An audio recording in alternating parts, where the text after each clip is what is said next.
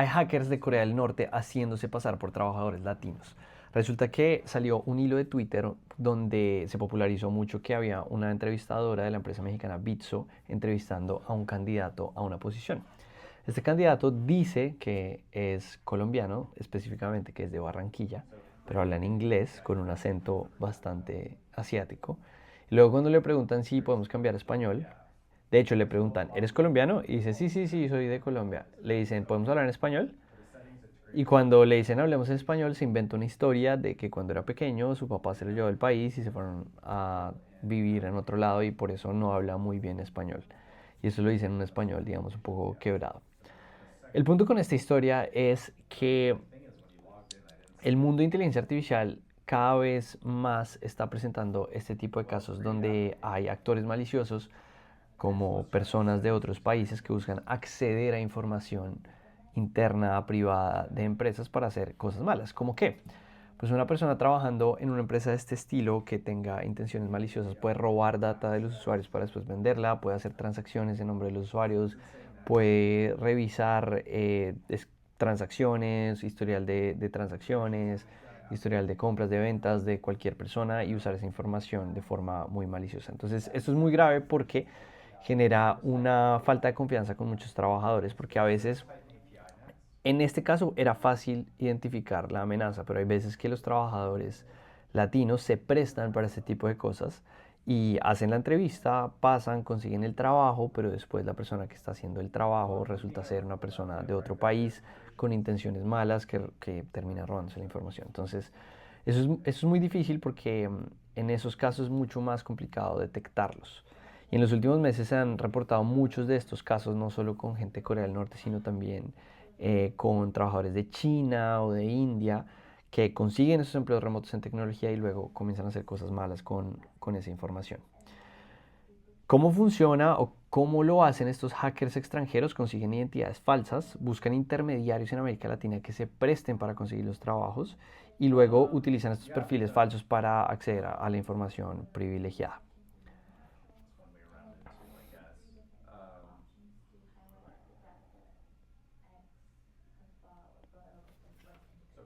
Este problema de hackers extranjeros en trabajo remoto en América Latina es demasiado grave porque permite que haya un riesgo de seguridad nacional y privada de la información de las personas y de las empresas que están siendo expuestas a robos y a ventas por parte de estos actores maliciosos. Estas personas tienen acceso a código, a infraestructura, datos sensibles de usuarios, transacciones, cuentas bancarias y pues eso es demasiado grave. Esto también se presta para mucho lavado de dinero en otros países, entonces a cuenta de estos salarios, esto no lo hacen una o dos personas, esto lo hacen muchas personas en masa y al recibir esos salarios lo utilizan como lavado de dinero, especialmente en países de Asia. Y afecta la confianza con el trabajo remoto porque los empleadores van a estar como más desconfiados de que la persona que está haciendo la entrevista sí es la persona que va a hacer el trabajo, que sí es la persona que está buscando la oportunidad y no que le está vendiendo después la posición a una persona del extranjero. El mundo del trabajo remoto está cambiando muy rápido. Hay muchas empresas que ya están volviendo a ser presenciales 100% por motivos que pueden ser ajenos a este. Pero el caso es que el trabajo remoto está cambiando y para esas personas que trabajan todos los días en trabajo remoto, pues las oportunidades cada vez son menores y hay más desconfianza de parte de los empleadores por este tipo de cosas, para bien o para mal. ¿Cómo creen que esto está afectando el mundo de la tecnología? Sería interesante que lo pongan ahí en los comentarios. OpenAI y Microsoft se unen con una fuerza especial conjunta para regular la seguridad en inteligencia artificial. Ya habíamos visto hace un par de semanas que en China estaban tratando de crear un organismo regulador de inteligencia artificial. Ahora dentro de Estados Unidos ya hay varios estados uniéndose para trabajar temas de seguridad en inteligencia artificial. Específicamente son los estados de Utah y Carolina del Norte. Los fiscales generales de ambos estados están lanzando como esa fuerza especial bipartidista. Esto es súper importante. Esto lo están haciendo tanto republicanos como demócratas. Y esto lo están haciendo también en conjunto con el sector privado. O sea, lo están haciendo con OpenAI y con Microsoft. Entonces, ¿esto por qué es importante? La inteligencia artificial ya es parte de la vida de billones de personas, pero esto también genera riesgos demasiado grandes a todos, a todo el mundo, no solo a empresas, sino a todos.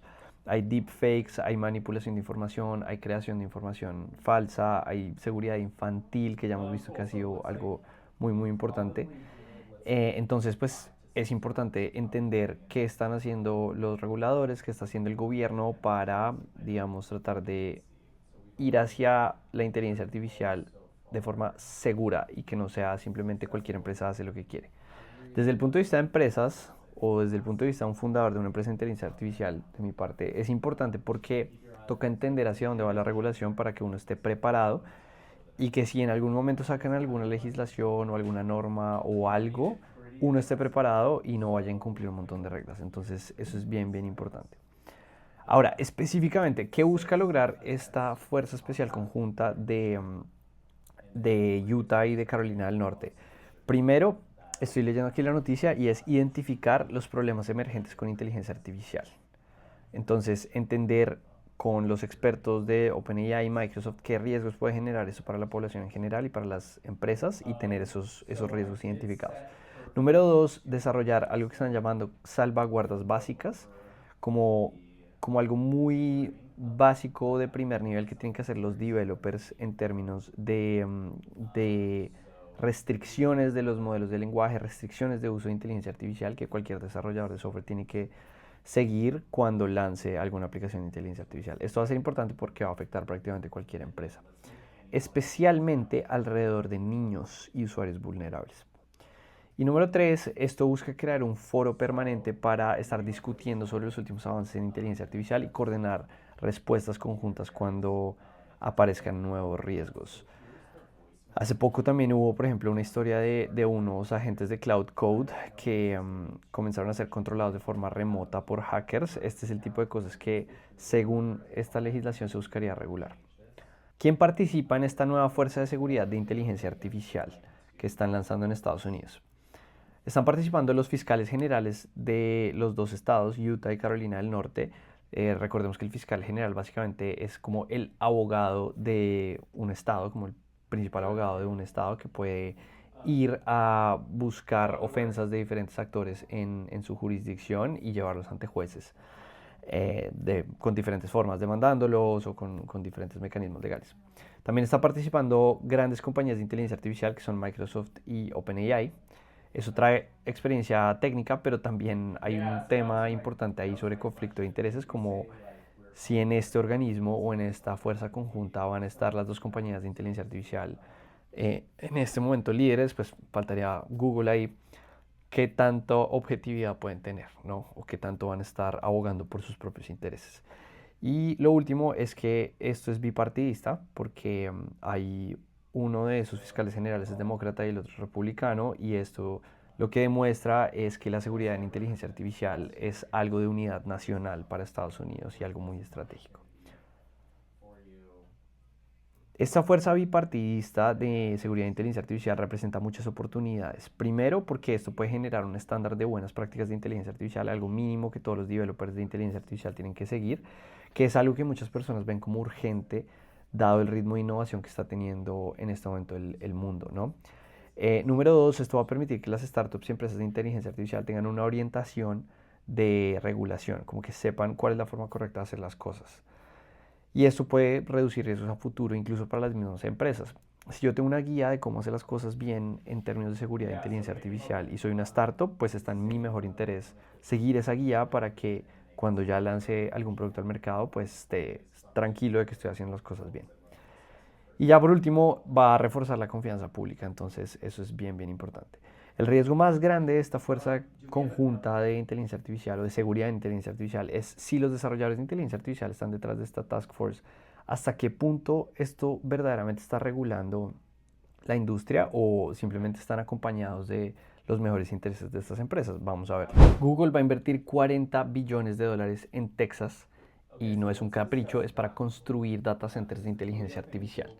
Esta va a ser la inversión más grande de Google en el estado de Texas, por mucho. Y los data centers que van a construir, van a haber uno en el condado de Armstrong y otro en Haskell. Perdón, dos en el condado de Haskell. Estos son dos condados que quedan en la mitad de Texas, uno queda cerca de Amarillo, el otro queda como al oeste de Fort Worth. Entonces vamos a ver seguramente un crecimiento muy muy grande de las regiones de estos data centers porque cuando llegan este tipo de proyectos a estas zonas que son un poco apartadas o condados que no tienen una población muy grande, se ve siempre un desarrollo urbano interesante, se genera muchísimo trabajo y la gente puede construir ahí sus comunidades. Otro ejemplo interesante es la planta de Taiwan Semiconductor, TSMC, aquí en Arizona, que hacia el norte de Phoenix están creando ya una comunidad, como toda una mini ciudad alrededor de la planta por la inversión tan gigante que significó. Y obviamente eso significa pues también que toda esa zona se va a valorizar considerablemente. No solo es la inversión más grande de Google en Texas, sino que es la inversión de Google más grande en un solo estado de Estados Unidos, más allá de sus oficinas y su headquarters principal. ¿Esto por qué es importante? Porque este desarrollo de infraestructura que está haciendo Google, y no solo Google, sino muchos otros jugadores, está bajo el supuesto de que va a haber un incremento en el consumo de inteligencia artificial en el tiempo. Estos data centers se construyen para alimentar la demanda que tienen los modelos de inteligencia artificial, servicios en la nube, procesamiento de datos, pero todo está supuesto o condicionado a que el consumo de inteligencia artificial siga creciendo exponencialmente sobre el tiempo.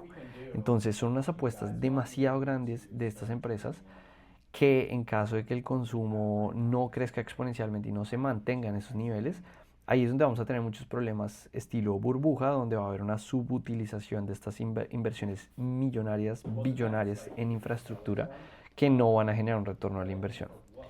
Esto también refuerza la apuesta de Estados Unidos por mantener la ventaja competitiva en inteligencia artificial frente a otros países, específicamente China, que además China en cuanto a producción de electricidad pues está muy por encima de Estados Unidos y está mucho mejor preparada a nivel de red y de infraestructura. Y desde una perspectiva empresarial, la ubicación, la infraestructura y el acceso a energía y recursos va a ser muy importante porque estas zonas de Texas normalmente son zonas que por defecto se enfrentan a problemas de escasez y pues no es fácil llevar ahí energía. Espera, espera, espera. Hay varias preguntas abiertas como por ejemplo de dónde va a salir la energía para alimentar estos centros de datos. ¿Cómo se sostendrá el aumento del consumo eléctrico sin aumentar las tarifas de todo el estado de Texas, que además históricamente siempre ha sufrido por cobertura de electricidad? Muchas veces cuando hay tormentas en el invierno es común que en Texas la red eléctrica no aguante y pues simplemente hayan muchos apagones. De hecho, hay una startup de Zach Dell, que es el hijo de Dell,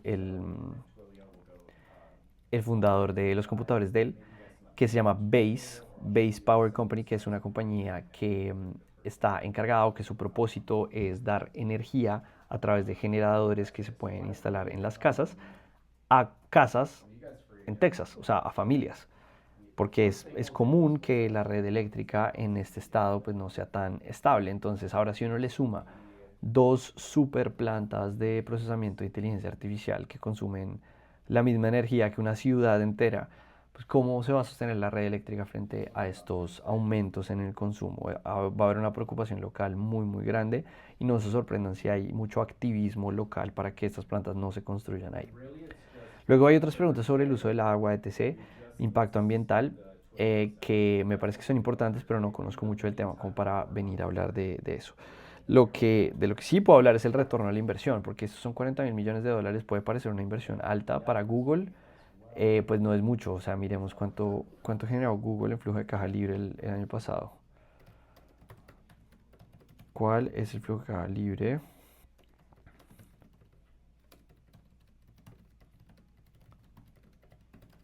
Y comparemos esto con esa inversión de 40.000 millones. Ahora, la mayoría de esas inversiones se amortizan durante varios años, pero los últimos 12 meses que terminaron en septiembre 25, Google generó 73 billion en flujo de caja libre. Entonces, digamos que esta inversión no es ni siquiera lo que generan en un año de flujo de caja libre.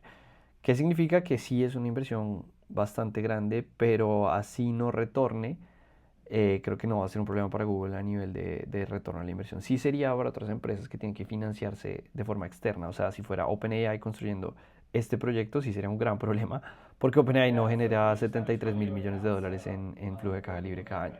Sí, pero en el caso de Google, creo que no hay problema. Es una inversión que pueden manejar sin ningún traspié, y el retorno a la inversión va a venir a punta de la utilización de sus servicios, porque La posición única que tiene Google es que Google es la única compañía que está verticalmente integrada en todos los aspectos de inteligencia artificial, desde la fabricación de sus propios chips, sus famosos TPUs, hasta sus propios centros de datos, hasta también la capa de modelos, tienen modelos fundacionales y también tienen la capa de aplicaciones sobre la cual corren esos modelos.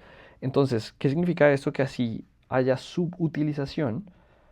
Si hay subutilización de ChatGPT, eso es un problema para OpenAI porque es su única fuente de ingresos. Si hay subutilización de los modelos de AI de Google, no es tanto problema para Google porque ellos utilizan inteligencia artificial prácticamente en cualquier producto. Google Search, la búsqueda de Google fue prácticamente lo que se inventó la inteligencia artificial. Entonces, no hay tanto riesgo para Google.